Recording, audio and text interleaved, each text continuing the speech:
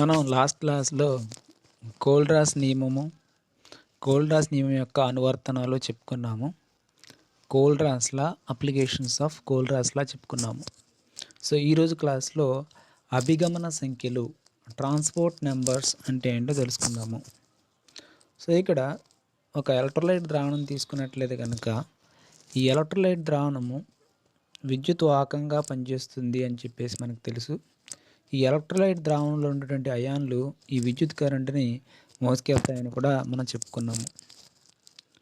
So the free ions present in the electrolyte solution will carry the electric current in the conductor. మరి ఈ అయాన్లు electric కరెంట్ని మోసుకెళ్తాయి కదా. ఒక electrolyte ద్రావణంలో రెండు అయాన్లు ఉన్నాయనుకుందాం.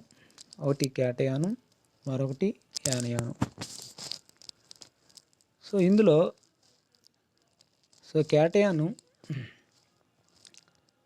20 యూనిట్ల కరెంటును మోసుకెళ్తుంది అనుకుందాం. యానయాను 80 యూనిట్ల కరెంటును మోసుకెళ్తుంది అని అనుకుందాం. సో రెండు కలిసి క్యారీ చేసినటువంటి టోటల్ కరెంట్ ఎంతనంటే 100 యూనిట్స్. సో ఈ 100 యూనిట్స్లో క్యాటయాన్ క్యారీ చేసినటువంటి మోసుకెళ్ళినటువంటి ఎలక్ట్రిక్ కరెంట్ భాగం ఎంత? The fraction of the current carried by the cation is 20%. మరి యానయాన్ మోసుకెళ్ళినటువంటి మొత్తం విద్యుత్ కరెంట్లో మొత్తం 100 యూనిట్స్లో యానయాన్ మోసుకెళ్ళినటువంటి విద్యుత్ కరెంట్ భాగం ఎంత? అది 80% అవుతుంది. ఓకేనా? సో ఇక్కడ ఈ 20% అనేది ఆ క్యాటయాన్ యొక్క అభిగమన సంఖ్య ట్రాన్స్పోర్ట్ నెంబర్ అవుతుంది. ఈ 80% అనేది ఆ యానయాన్ యొక్క అభిగమన సంఖ్య ట్రాన్స్పోర్ట్ నెంబర్ అవుతుంది. అంటే ట్రాన్స్పోర్ట్ నెంబర్ అంటే అర్థం ఏంటంటే మొత్తం విద్యుత్తులో ఫస్ట్ 100 యూనిట్స్లో ఒక అయాన్ మోసుకుని పోయే భాగాన్ని దాని యొక్క అభిగమన సంఖ్య అని అంటాం.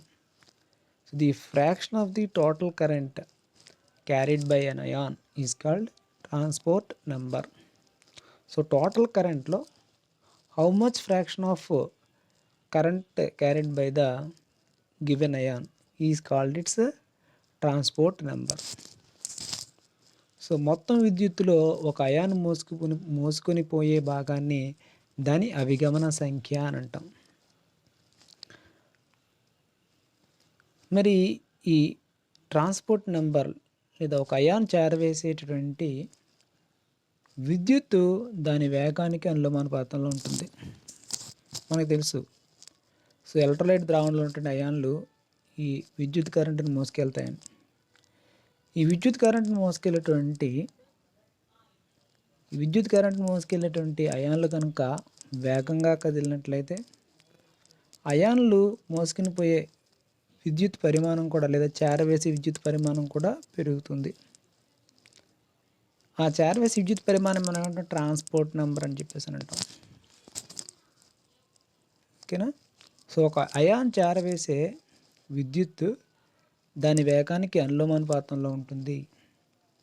అంటే అయాన్ యొక్క వేగం పెరిగితే అది మోసుకుని పోయే విద్యుత్ కరెంటు పరిమాణం కూడా పెరుగుతుంది. అయాన్ యొక్క వేగం తగ్గితే అది మోసుకుని పోయే విద్యుత్ కరెంట్ పరిమాణం కూడా తగ్గుతుంది అని చెప్తాం. So greater the speed of the ion, greater the amount of current it will carry with it, and hence greater will be its transport number. Simply, the current carried by the ion is directly proportional to its speed. As the speed of the ion increases, the current carried by the ion increases.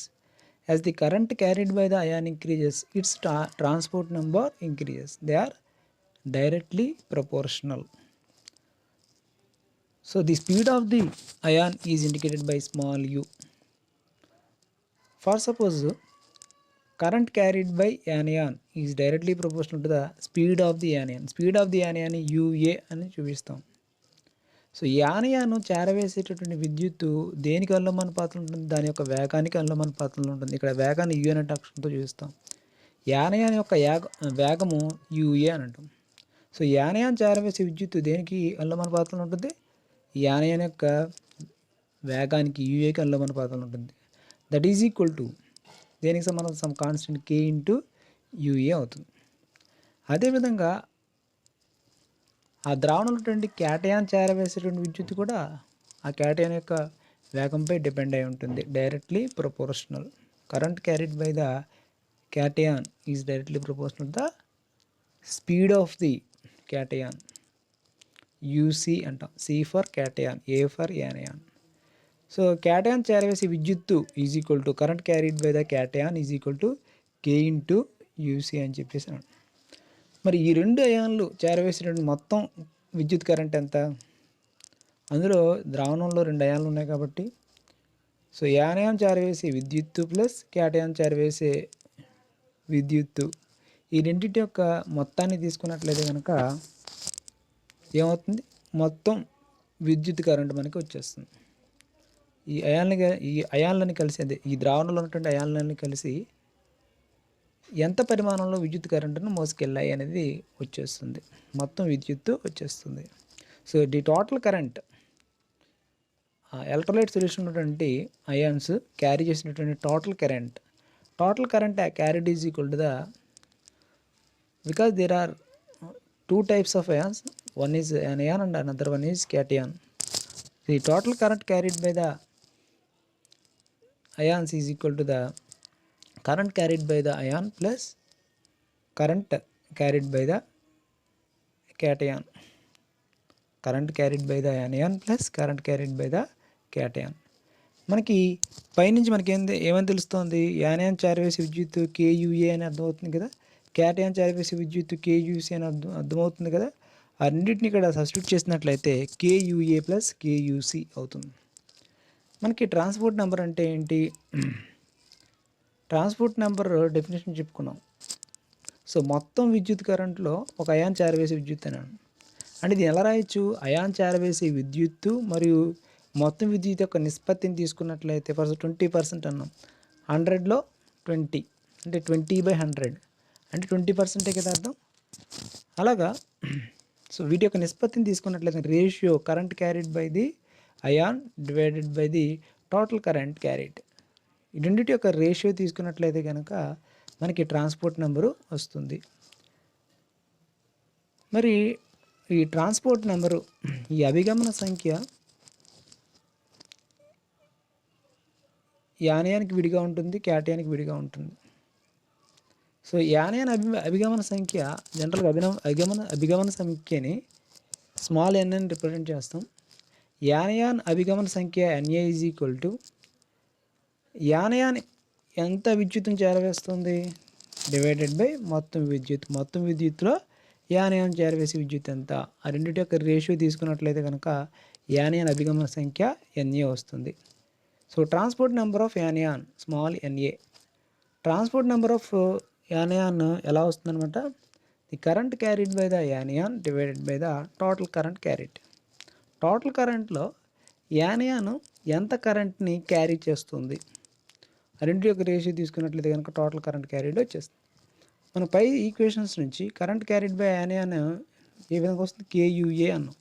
So KUA substitute చేస్తాం divided by total current KUA plus KUC, మొత్తం విద్యుత్ KUA plus KUC. NA is equal to, మనం కింద కే common దిద్దాం, కే cancel అయిపోతుంది, పైన కింద కే cancel అయిపోతుంది. అప్పుడు మనకి యూఏ ప్లస్ యూసి అవుతుంది. అంటే ఇది యానయాన్ యొక్క అభిగమన సంఖ్య, ట్రాన్స్పోర్ట్ నెంబర్. మరి క్యాటయాన్ అభిగమన సంఖ్య కూడా సిమిలర్గానే చెప్తాం.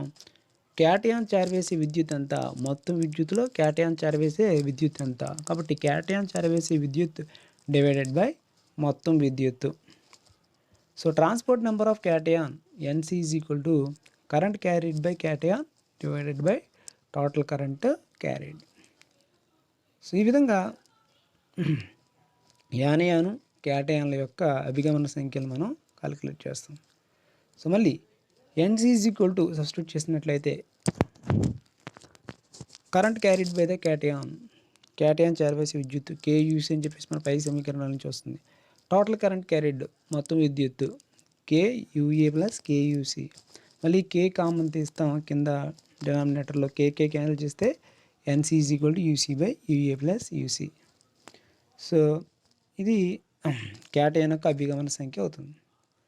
సో ఈ రెండింటి యొక్క సమ్ తీసుకుని అనుకోండి, మొత్తం తీసుకుని అనుకోండి, అభిగమన సంఖ్య క్యాటయాన్ మరియు యానయాన్ అభిగమన సంఖ్యల మొత్తాన్ని తీసుకున్నట్లయితే అది 1కి సమానం అవుతుంది.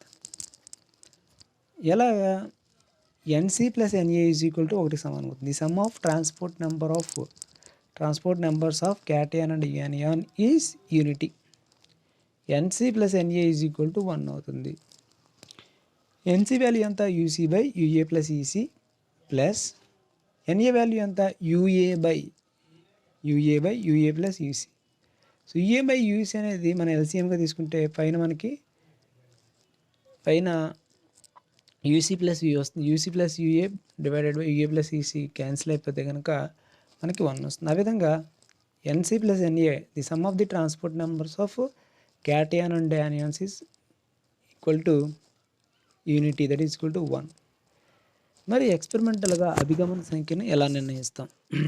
ట్రాన్స్పోర్ట్ నెంబర్ని, డిటర్మినేషన్ ఆఫ్ ట్రాన్స్పోర్ట్ నెంబర్. ఇక్కడ ఎక్స్పెరిమెంటల్గా ట్రాన్స్పోర్ట్ నెంబర్ని, ఒక అయాన్ యొక్క ట్రాన్స్పోర్ట్ నెంబర్ని నిర్ణయించడం కోసం, డిటర్మైన్ చేయడం కోసం మనం వాడే పద్ధతి ఏంటంటే హిటార్ఫ్స్ మెథడ్. సో హిటార్ఫ్స్ మెథడ్ గురించి తెలుసుకోవాలంటే ఫస్ట్ మనం ఎలక్ట్రాలసిస్ గురించి తెలుసుకోవాలి, విద్యుత్ విశ్లేషణ గురించి తెలుసుకోవాలి. మనం ఇంటర్మీడియట్లో నేర్చుకుంటాం విద్యుత్ విశ్లేషణ గురించి. సో ఒక ఎలక్ట్రోలైటిక్ సెల్ తీసుకున్నాం, ఒక బేకర్ని తీసుకున్నాము.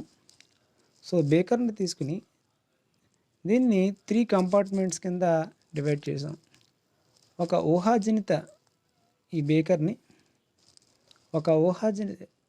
ఊహాజనిత లేయర్స్ని ఊహించుకుని, ఇలాంటి 2 లేయర్స్ని ఊహించుకుని 3 కంపార్ట్మెంట్స్ కింద డివైడ్ చేసాం. సో మధ్యలో ఉన్నటువంటి కంపార్ట్మెంట్ మిడిల్ కంపార్ట్మెంట్ అని అంటాం. లెఫ్ట్ హ్యాండ్ సైడ్ ఉందని క్యాథోడిక్ కంపార్ట్మెంట్ అని అంటాం. రైట్ హ్యాండ్ సైడ్ ఉన్నది cathode compartment, left hand side ఉన్నది యానోడిక్ కంపార్ట్మెంట్ అవుతుంది. ఓకేనా? బేకర్లో ఎలక్ట్రోలైట్ సొల్యూషన్ తీసుకున్నాం, ఎలక్ట్రోలైట్ ద్రావణం తీసుకుని ఈ బేకర్ని 3 కంపార్ట్మెంట్స్ కింద డివైడ్ చేసాము. ఎలా డివైడ్ చేసామనంటే, సో 2 ఇమాజినరీ లైన్స్ని గీసుకుని దానిని 3 కంపార్ట్మెంట్స్ కింద డివైడ్ చేసాం. మధ్యలో ఉన్నటువంటి కంపార్ట్మెంట్ని మిడిల్ కంపార్ట్మెంట్, మధ్యస్థ కంపార్ట్మెంట్, రైట్ హ్యాండ్ సైడ్ ఉన్నది cathodic compartment, left hand side ఉన్నది యానోడిక్ కంపార్ట్మెంట్ అని అంటాం. సో ఈ యానోడిక్ కంపార్ట్మెంట్లోను అదేవిధంగా క్యాథోడిక్ కంపార్ట్మెంట్లోను 2 ప్లాటినం ప్లేట్స్ ఉంచాం. వీటిని ఎలక్ట్రోడ్స్ అంటాం. సో ఈ ప్లాటినం ప్లేట్స్ని బ్యాటరీకి కలిపాం. ఈ బ్యాటరీ యొక్క నెగిటివ్ టెర్మినల్కి కలిపినటువంటి ప్లాటినం ప్లేట్ని క్యాథోడ్ అని అంటాం. అదేవిధంగా ఈ బ్యాటరీ యొక్క ధనాత్మక టెర్మినల్కి కలిపినటువంటి ప్లాటినం ప్లేట్ని యానోడ్ అని చెప్పేసి అనడం.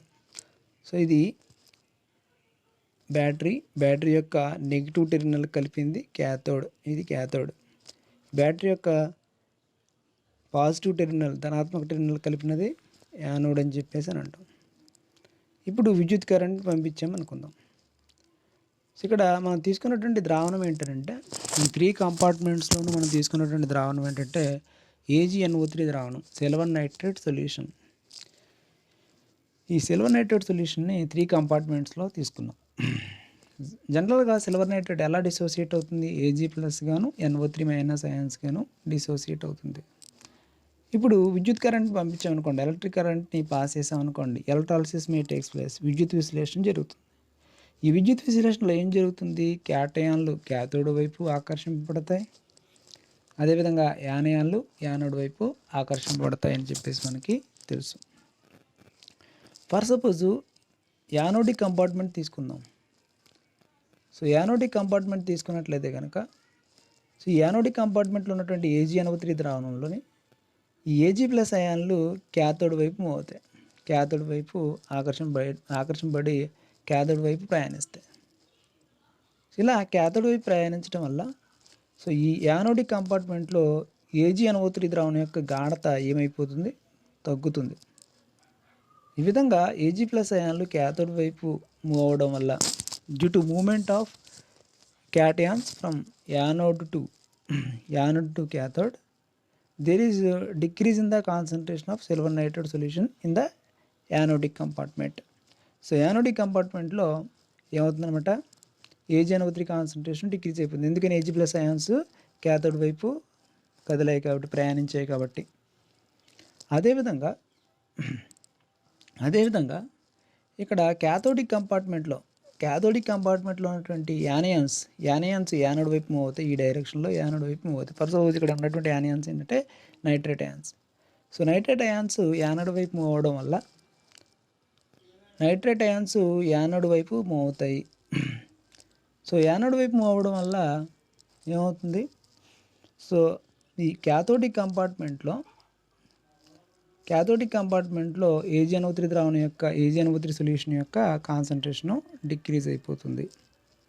సో ఇప్పుడు మనం గుర్తుపెట్టుకోవాల్సిన విషయం ఏంటంటే, యానోడ్ నుంచి దూరంగా కదిలి వెళ్ళేటటువంటి అయాన్స్ ఏంటంటే క్యాటయాన్స్.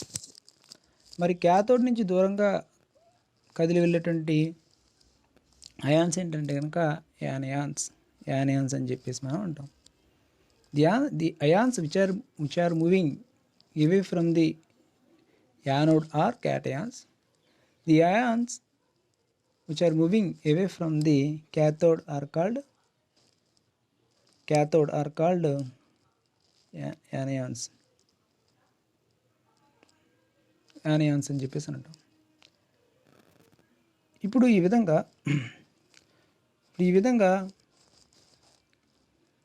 సో యానోడ్ నుంచి Ag+ అయాన్స్ క్యాటయాన్స్ క్యాథోడ్ వైపు మూవ్ అవడం వల్ల సో యానోడిక్ కంపార్ట్మెంట్లో ఉన్నటువంటి AgNO3 సొల్యూషన్ యొక్క కాన్సన్ట్రేషన్ డిక్రీజ్ అయిపోతుంది. ఇది దేని మీద డిపెండ్ అయి ఉంటుందంటే, it depends upon the speed of the cation. అంతే కదా, ఇది ఎంత వేగంగా కదిలి క్యాథోడ్ వైపుకి వెళ్ళిపోతే అంత వేగంగా యానోడిక్ కంపార్ట్మెంట్లో ఉన్నటువంటి AgNO3 ద్రావణం యొక్క గాఢత తగ్గిపోతుంది. The fall in concentration around anode is directly proportional to the ion which is moving away from it. So here cation is moving away from it, so it depends upon the fall in concentration around anode depends upon the speed of the cation. In a similar manner, in case of cathodic compartment, what happens, anions are moving towards the anode. So ఇక్కడ cathode విషయానికి వచ్చేటప్పటికి anode వైపు ప్రయాణిస్తున్నాయి. So anode వైపు ప్రయాణించడం వల్ల cathodic కంపార్ట్మెంట్లో silver nitrate ద్రావణం యొక్క గాఢత తగ్గిపోతుంది. There is fall in concentration. ఈ గాఢతలో తగ్గుదల దేని మీద డిపెండ్ అవుతుందంటే, సో క్యాథోడ్ నుంచి దూరంగా కదిలేటువంటి అయాన్ల యొక్క స్పీడ్, వేగం పైన ఆధారపడి ఉంటుంది. The fall in concentration around cathode is directly proportional to the speed of the anions, that is here nitrate ions. So ఇది గుర్తుపెట్టుకుంటే ఆటోమేటిక్గా మనకి ఇటార్ఫ్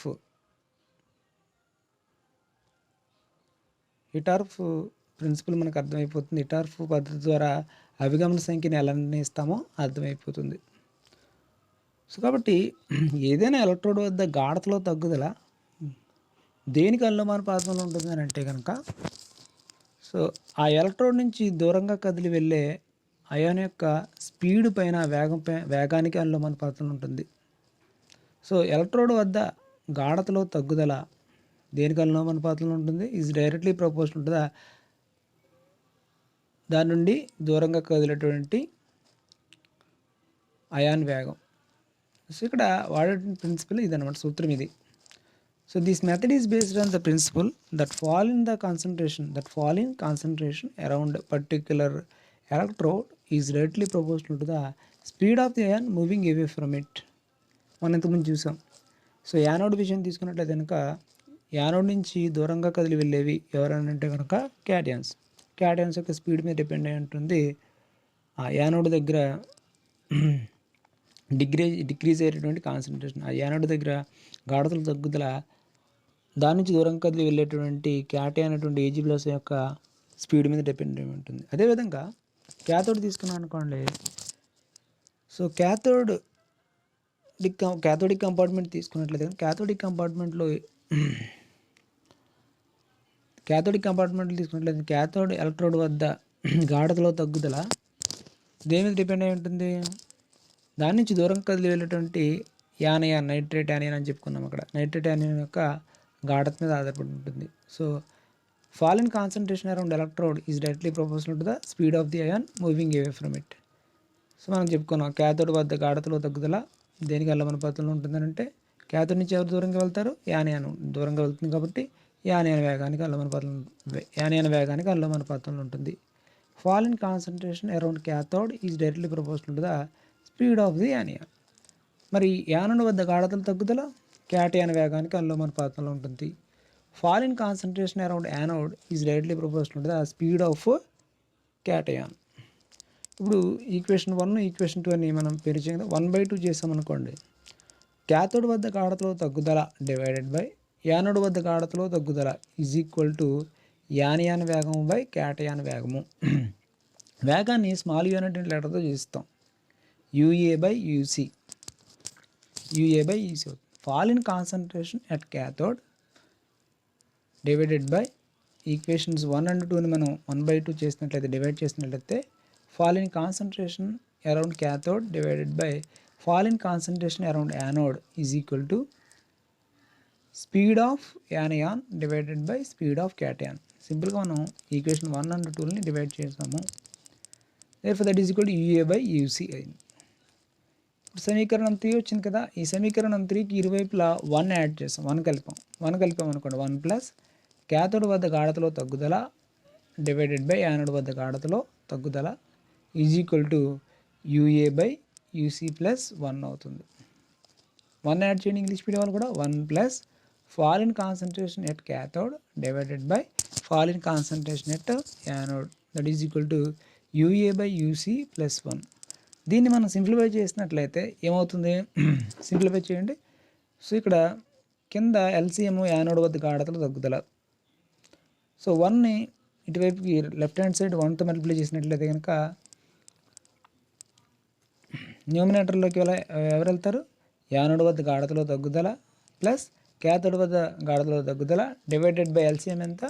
యానోడ్ వద్ద గాఢతలో తగ్గుదల is equal to U A by U C plus 1. దీన్ని కూడా సింప్లిఫై చేస్తే యూసీని 1తో మల్టిప్లై చేసినట్లయితే కనుక so UA plus UC divided by ఇక్కడ LCM UC. So UA plus UC divided by UC.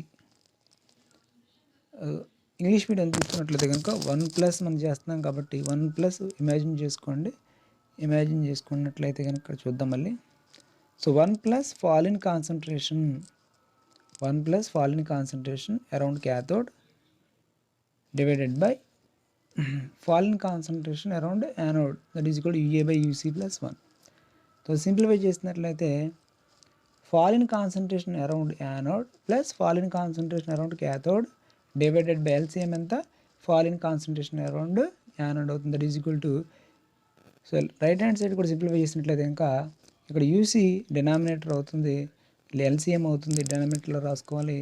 So ఇప్పుడు 1ని యూసీతో మల్టిప్లై చేసినట్లయితే యూసీ అవుతుంది. U A plus UC divided by UC అవుతుంది. ఓకేనా? ఇలా తీసుకున్న తర్వాత దీన్ని భిన్నాన్ని తిరగేసామనుకోండి, రెసిప్రోకల్ తీసుకున్నాం అనుకోండి, పైన వచ్చినటువంటి ఫ్రాక్షన్ని రెసిప్రోకల్ తీసుకున్నాం అనుకోండి. సో రెసిప్రోకల్ తీసుకున్నట్లయితే కనుక ఏమవుతుంది? ఇంతకుముందు యానోడ్ వద్ద గాఢతలో తగ్గుదల అనేది హారంలో ఉండేది, ఇప్పుడు అది పైకి వెళ్తుంది. యానోడ్ వద్ద గాఢతలో తగ్గుదల డివైడెడ్ బై మొత్తం గాఢతలో తగ్గుదల.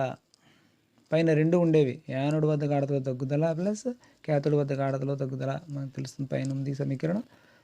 సో మనం రెండిటి మొత్తం తీసుకున్నట్లయితే కదా, మొత్తం గాఢతలో తగ్గుదల ఈజ్ ఈక్వల్ టు భిన్నం రివర్స్ అయితే కనుక చూడండి, ఈ భిన్నం రివర్స్ అయిందనుకోండి, ఇదిగోండి ఈ భిన్నం రివర్స్ అయిందనుకోండి, సో కింద హారంలో ఉంటే యానోడ్ వద్ద గాఢతల తగ్గుదల పైకి వెళ్తుంది ఈ విధంగా. సో పైన ఉన్నటువంటి యానోడ్ వద్ద గాఢతల తగ్గుదల ప్లస్ క్యాథోడ్ వద్ద గాఢతల తగ్గుదల డినామినేటర్ కిందకు వస్తుంది.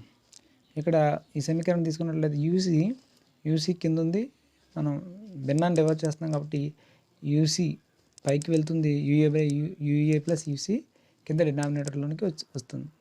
So U C by U A plus U C దేనికి సమానం అవుతుంది? క్యాటయాన్ అభిగమన సంఖ్యకి సమానం అవుతుంది, ట్రాన్స్పోర్ట్ నెంబర్ ఆఫ్ క్యాటయాన్కి సమానం అవుతుంది. ఓకేనా. ఫాల్ ఇన్ కాన్సన్ట్రేషన్ మీరు కూడా ఇంగ్లీష్ మీడియం వాళ్ళు కూడా చూసినట్లయితే కనుక,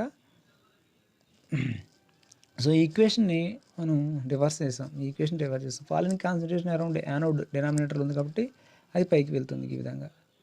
so fall in concentration around anode plus fall in concentration around cathode దేనికి ఈక్వల్ అవుతుంది? Total fall in concentration around both the electrodes సమానం అవుతుంది. ఆ బోత్ ది ఎలక్ట్రోడ్స్ మనం డినామినేటర్లో రాసుకున్నాం.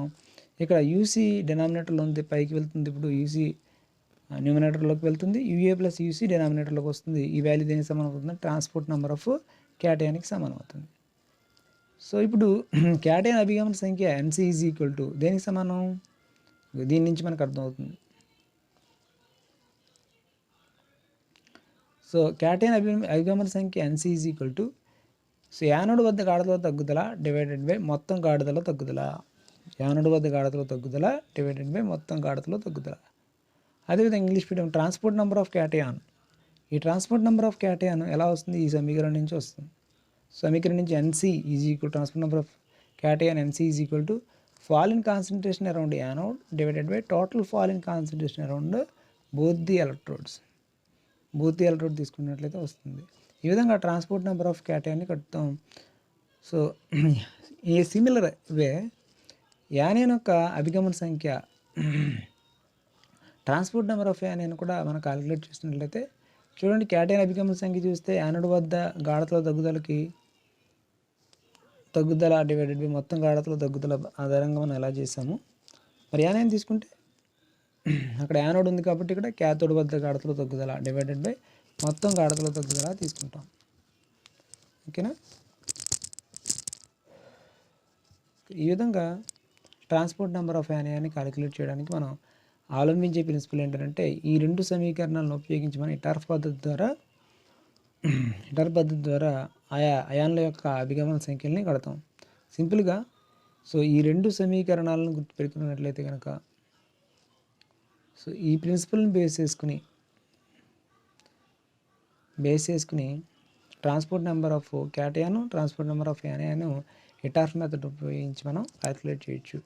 ఇటార్ఫ్ మెథడ్ అనే దాన్ని ఎక్స్పెరిమెంటల్గా ఎలా కన్స్ట్రక్ట్ చేస్తాం, అదేవిధంగా పర్టికులర్ అయాన్ యొక్క ట్రాన్స్పోర్ట్ నెంబర్ని అభిగమన సంఖ్యని ఎక్స్పెరిమెంటల్గా ఎలా డిటర్మిన్ చేస్తాం అనేది మనకి తెలుస్తుంది.